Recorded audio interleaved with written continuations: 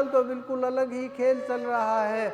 मैं देखता हूँ संसार के अंदर ऐसा कोई स्थान ही नहीं बचा जहाँ हत्याएं नहीं हो रही हों। मैंने बड़ी नज़दीक से सारी चीज़ें देखी हैं। कोई देवी देवताओं के नाम के ऊपर जीवों की हत्या कर रहा है, मंदिरों में काटे जा रहे हैं जीव, हत्याएं करके, बलि दे दे करके, गर्दनें पकड़ पकड़ के तलवारों से काटे जा रहे हैं, उनके जीवा के लगाते हैं खून। किस प्रकार से क्या खेल चल रहा है ये? क्या ये धर्म है? ये मात्र यहाँ ही नहीं है, गुरुद्वारों में जा कर के देखिए आप। एक गुरुद्वारे के अंदर मैंने देखा ऐसे बकरे को काटा, गर्दन उठाई, पात्र में ले करके गए, तलवार से छुआ, सारे हथियारों को खून लगाया। क्या ये धर्म है?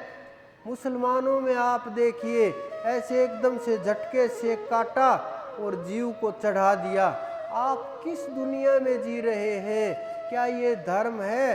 ये धर्म नहीं है। ये धर्म के नाम के ऊपर खेल चल रहा है। जितने भी हमारे संत महात्मा हुए, जिन्होंने जिसके नाम के ऊपर ये सारे धर्म मजहब चले, उनके अंदर क्या इतनी ही दया थी? क्या उनके घरों में हत्याएं हो रही है? वो महापुरुष जो गाय और शेर को साथ रखते थे, वो महापुरुष जो बाज और सर्प को एक साथ रखते थे, वो महापुरुष जो मोर और सांप को एक साथ खिलाते थे, उन महापुरुषों के घरों में ये चीज़ हो रही है। और हम ये मानते हैं कि हम ये जीवन मुक्त हो जाएंगे, हम वहाँ से उठ जाएंगे। हम धर्म के ऊपर चल रहे हैं, हम ज्ञान के ऊपर चल रहे हैं। हम बस वस्त्रों को प्रणाम करने लगे, हम बस वस्त्रों को देख करके साधु मान लेते हैं, हम बस केशों को मान करके उनको तपस्वी मान लेते हैं। तुलसीदास ने तो बड़ा गहरा बोला है, बहुत गहरा, जाके नख रु जटा विशाला, सोई तापस कली काला, कि जिसके बड़े बड़े नख होंगे, बड़े बड़े केस होंगी, जटाएं होंगी, कलयुग में वही तपस्वी कहलाएंगे, उन्हीं को श्रेष्ठ माना जाएगा, उन्हीं जैसा आचरण किया जाएगा।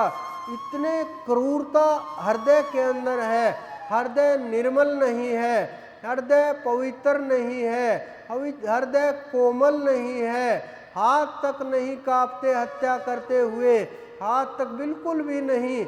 ऐसे ही मानव का दुश्मन हो गया। कहाँ हो गए? जहाँ वह मूर्तियाँ बनी हुई हैं, जहाँ पूजा की जाती है, वहाँ हत्याएं हो रही हैं। क्या बीतेगी उन महापुरुषों के ऊपर जिन्होंने मोक्ष का मार्ग दिखाया, जिन्होंने मुक्ति का मार्ग दिखाया? क्या सोचते होंगे आज वो महापुरुष? क्या मैंने इसीलिए ज्ञान का प्रकाश किया? क्या मैंने यही सिखाया है संगत को? क्या मैंने यही सिखाया है? क्या मैंने यही उपदेश किया है? क्या इसी के लिए मैं संसार के अंदर गया था कि हमारे नाम के ऊपर ही ये खेल शुरू हो जाए, हमारे नाम के ऊपर ही सारी क्रियाएं हो जाए? मैंने देखा एक बार मैं वैष्णो देवी के ऊपर गया हुआ था, वहाँ शराब चढ़ाई जाती है, ऐसे भोग लगाया जाता है शराब का। आपने भी बहुत जगह देखा होगा, शराब का भोग लगाया जाता है। क्या देवी देवों को, हमारे देवी देव इतने नीचे आ गए कि उन्हें शराब की इच्छा होती है? क्या हमारे देवी देव इतने, ऐसा कैसे हो सकता है? मानव ने अपनी इच्छा अनुसार उनका भोजन तय कर दिया, मानव ने अपनी सुविधा अनुसार उनको भोजन देना शुरू कर दिया, मानव ने अपने भोजन के अनुसार उनको भोजन बना दिया कि ये मुझे अच्छा लगता है, इनको भी अच्छा लगता होगा, मुझे ये ठीक खाने में अच्छा व्यंजन है, इनको भी अच्छा लगेगा। लेकिन वो ये भूल गए, वो लोग इस खान पान से दूर रहते हैं, अलग ही प्रकार का उनका सब कुछ होता है। वो चेतन सत्ताएं भूख और आपके भोजन की प्यासी नहीं है कि आप कुछ खिलाओगे पिलाओगे तो ही वो तृप्त होंगी। वो तो परम तत्व तृप्त ही रहता है, वो भूखा नहीं होता। अगर वहाँ भी भूख है, फिर आप किस दौड़ में भाग रहे हो? यहाँ भूख तो संसार के अंदर है ही, उस देवों के अंदर, उस परम तत्व के अंदर। एक तरफ तो ये बोलते हैं कि ये शरीर छूटने के बाद, ऊपर जाने के बाद कर्म का आधार होता है, कर्म का खेल होता है, कर्म से संसार चलता है, कर्म से सब कुछ होता है।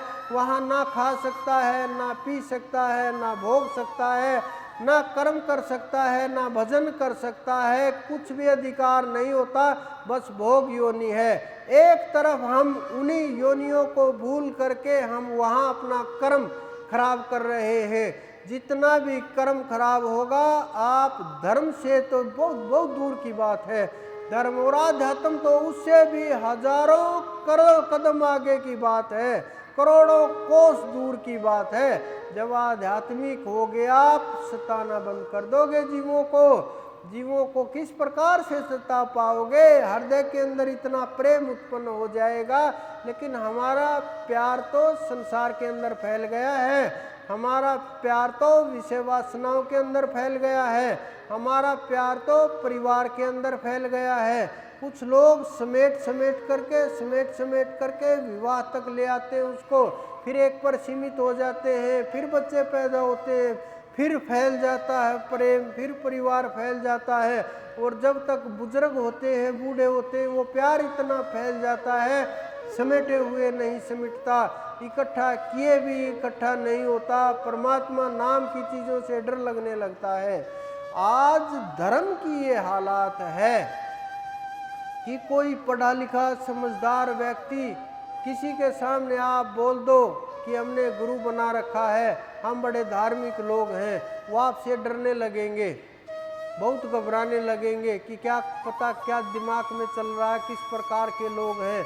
और ये बता दें कि वहाँ गुरुजी हैं, उनसे मिलना, तो उनके अंदर अनेक दिमाग में अपने आप ही कल्पनाएं शुरू हो जाएंगी, कुछ मांगने वाला होगा, धंधा किए होगा, क्योंकि धर्म का धंधा आजकल ज़्यादा चल रहा है, कि कुछ काम जमा रखा होगा, भीड़ इकट्ठे करते होंगे, कुछ और आज इधर उधर की चीज़ें अपने शौक के लिए और चीज़ों के लिए सामान इकट्ठा करना, और बड़े बड़े केस होंगे, और एक अनपढ़ सा व्यक्ति बैठा होगा जिसको कुछ नहीं जानकारी होगी, ना संसार की, न धर्म की, ना आध्यात्म की। ये चित्र दिमाग में अपने आप आने लगते हैं, कोई पैदा नहीं करता, अपने आप आ जाते हैं। चाहे आप किसी के सामने बोल करके देख लो, आप सब के अंदर भी विचार के अंदर आए होंगे कि जब ये शब्द प्रयोग होता है कि गुरुजी हैं, एकदम से दिमाग में आएगी बड़े बड़े केस, बड़ी बड़ी ढाडी, 2-3 पगड़ी बांधे हुए, और लाल पीले काले वस्त्र, बाघंबर होगा, या और कुछ गद्दी लगाई होगी, बहुत सी मूर्तियां दीवार के ऊपर चिपकाई हुई, बहुत सी मालाएं फैली हुई, और पैसे इधर उधर बिखरे हुए। लोग आएंगे, पैसे डालेंगे, हाथ पैर जोड़ेंगे, आशीर्वाद देगा हाथ उठा करके, किसी को गाली देगा, किसी को कुछ देगा, अनेकों अनेक प्रकार के खेल जो आप बोलोगे ना इस प्रकार से, तो लोग की आध्यात्म का नाम लेते ही, धर्म का नाम लेते ही लोग 1 किलोमीटर दूर हो जाते हैं कि इनसे बच करके रहो, थोड़ा कुछ अलग ही चल रहा होगा। ये तो बहुत दूर की बात है, घर की घर में दुश्मन हो जाते हैं कि अरे इसने तो नाम ले लिया, ये तो बाबा बाबा बन गया, अब इससे दूर हो, बचो, ये तो घर छोड़ने वाला, जल्दी ही 2-3 घंटे राम के नाम लेने लगा, ध्यान करने लगा।